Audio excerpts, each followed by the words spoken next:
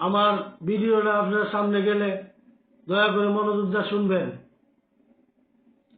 মাজারের খাদিম কাকে বলা হয়, কি করলে খাদিম হয়?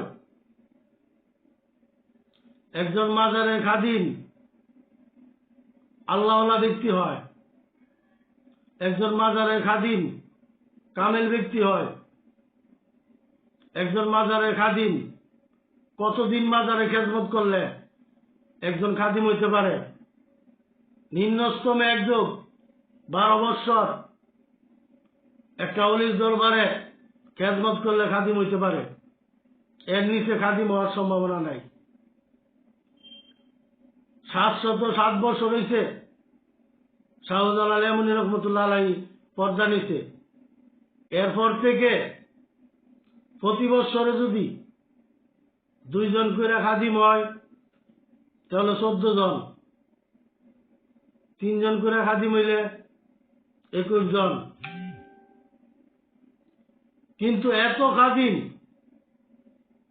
প্রায় 300 খাদিম, 900 খাদিম, এত খাদিম হয় কিভাবে?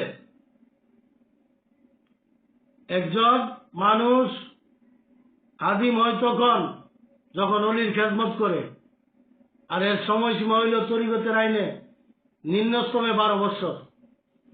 12 বছর যদি কোনো অলির খেদমত করে তাহলে একটা খাদিম হইতে পারে। কিন্তু এই 707 বছরের ভিতরে এত খাদিম হয় কয়দিন তারা মাজারের সেবা করছে? সিলেটের খাদিম ভাইয়েরা, আপনাদের দৃষ্টি আকর্ষণ করছি, আপনারা যে খাদিম হইছেন শাহজালাল এমনি রহমতুল্লাহ আলাইহি সম্বন্ধে কি জানেন? ওনার সাথে আপনাদের কি সম্পর্ক? আপনাদের আকীদা কি? আপনারা তরিকত সম্বন্ধে বুঝেন? একজন খাদিম 6 তরিকা সম্বন্ধে জানতে হইব। শরীয়ত, মারিফত, হকিকত, তরিকত, এই 6 তরিকার এলেম থাকতে হইব একজন খাদিম হইতে গেলে। এবং শাহজালাল এমনি রহমতুল্লাহ আলাইহিকে অন্তর দিয়ে ভালোবাসতে হইব, শ্রদ্ধা করতে হইব। তাহলে আপনি একটা খাদিমের যোগ্যতা অর্জন করছেন। কিন্তু বর্তমানে যারা খাদিম আছেন অধিকাংশ খাদিমের মুখে দাড়ি নাই, নবীজির সুন্নতি চুল নাই। কিসের খাদিম আপনারা? শাহজালাল এমনি রহমতুল্লাহ আলাইহি উনার লম্বা চুল ছিল, কান্দ পর্যন্ত চুল ছিল, এবং এই বুক পর্যন্ত দাড়ি মুবারক ছিল। নবীজির সুন্নত মাথা হতে পাওয়া পর্যন্ত সুন্নত দিয়ে সাজানো ছিল শাহজালাল এমনি রহমতুল্লাহ আলাইহির। কিন্তু উনাদের বেশ, এই শাহজালাল এমনি রহমতুল্লাহ আলাইহির বেশ আপনাদের মধ্যে নাই কেন? এই খাদিমরা, তোমরা কিসের খাদিম হইছ? খাদিম হইছ কি খালি টাকা নেওয়ার লাগি? শাহজালাল এমনি রহমতুল্লাহ আলাইহির আদর্শ তোমাদের ভিতরে কোথায়? খালি টাকা নেওয়ার খাদিম? প্রিয় ভাইয়েরা আমার, কথাগুলো মনোযোগ দিয়ে শুনবেন। আর সিলেটের যারা ফলোয়ার আছেন আমার ভিডিওটা শেয়ার করে দিবেন। শাহজালাল এমনি রহমতুল্লাহ আলাইহির টাকা 3 ভাগ হবে। একটি ভাগ খাদিমরা নিতে পারবেন, আরেকটি ভাগ শাহজালাল এমনি রহমতুল্লাহ আলাইহির অ্যাকাউন্টে জমা থাকবে, আরেকটি ভাগ মাজারের জন্য খরচ করা হবে। এই খাদিমরা, তোমাদের কাছে প্রশ্ন, বিভিন্ন দেশের আশেকান ভক্তগান ওইখানে মানত নিয়ে যা, তারা না খায় আসে কেন? এই খাদিমরা উত্তর দাও, তারা না খায় আসে কেন? তাদেরকে খাওয়াও না কেন? 3 বেলা খানি হবে মাজারের টাকা দিয়া, 3 বেলা খানির ব্যবস্থা করবা। তবে এই খানি স্থানীয় মানুষ খাইতে পারবে না। এই খানি খাবে মাজারের পাগল ফকির এবং যারা ভক্তবৃন্দ দূর দূরান্ত থেকে মাজারে যা, তারা খাইবে মাজারের খানি। 3 বেলা খানির ব্যবস্থা করবা। আর জুতা পাহারা দেওয়ার জন্য চাকরিতে মানুষ রাখবা। বাথরুমে কোনো টাকা তুলতে পারবা না।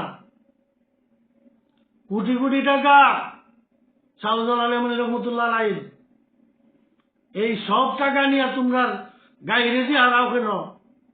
কিতার লাগি হারাও?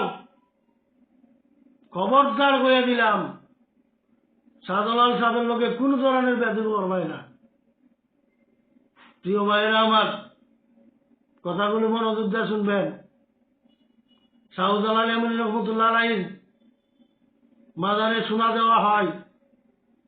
এই খাদিমরা শাহজালাল সাহেবের সোনা নিয়া তোমার বউদের ভিন্দাও। শাহজালাল সাহেবের মাজারে সোনা নাই কেন? এই স্বর্ণ নাই কেন?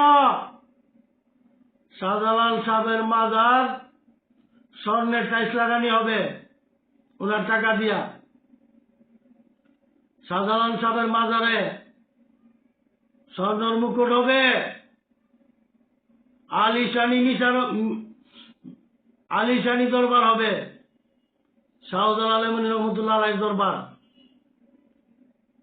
স্বর্ণের টাইস লাগাইবা মাজারের ভিতরে বাইরে। এই মাজারের টাকা কারো খাওয়ার অধিকার নাই। আল্লাহর ওলির টাকার দিকে এত লোভ কেন তোমাদের? শাহজালাল আলমী রহমতুল্লাহ আলাইহি এই সিলেটবাসী তোমরা ভাগ্য পরিবর্তন করছে। আল্লাহ পাক রব্বুল আলামিন দয়া কইরা এই শাহজালাল সাহেবের 360 আউলিয়া পাঠাইছে তোমাদের ভাগ্য পরিবর্তনের জন্য। তোমরা যেই সম্পদ শাহজালাল আলমী রহমতুল্লাহ আলাইহি দিছে, তোমরা সামরা দিয়া জুতা বানাই দিল, এই ঋণ শোধ করবার মতো না। আরে সিলেটের জমিনে আজান নিষিদ্ধ ছিল, কোরআন তেলাওয়াত নিষিদ্ধ ছিল, নামাজ কায়েম হইতো না, কুরবানি নিষিদ্ধ ছিল।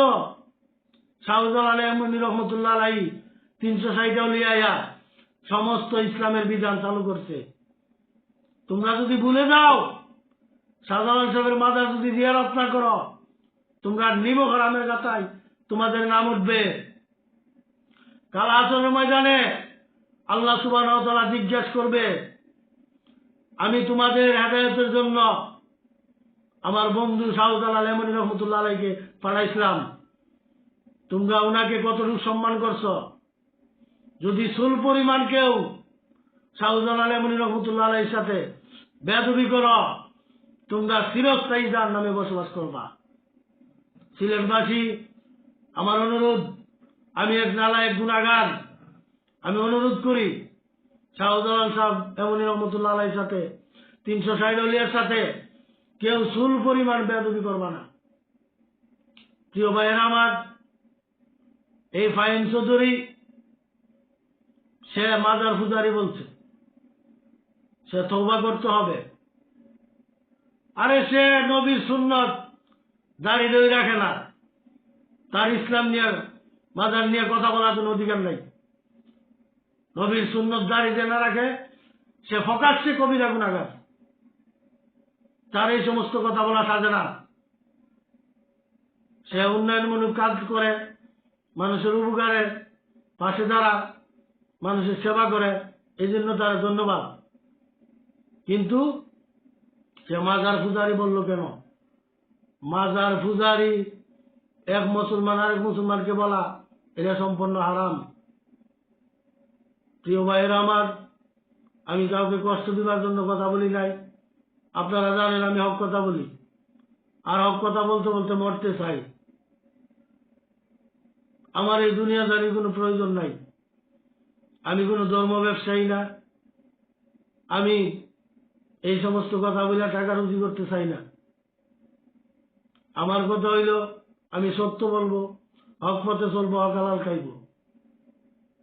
আমি নালায়েক গুনাহগার, আজকে এই পর্যন্ত কথা বললাম। আসসালামু আলাইকুম রহমতুল্লাহ বারাকাতুহু।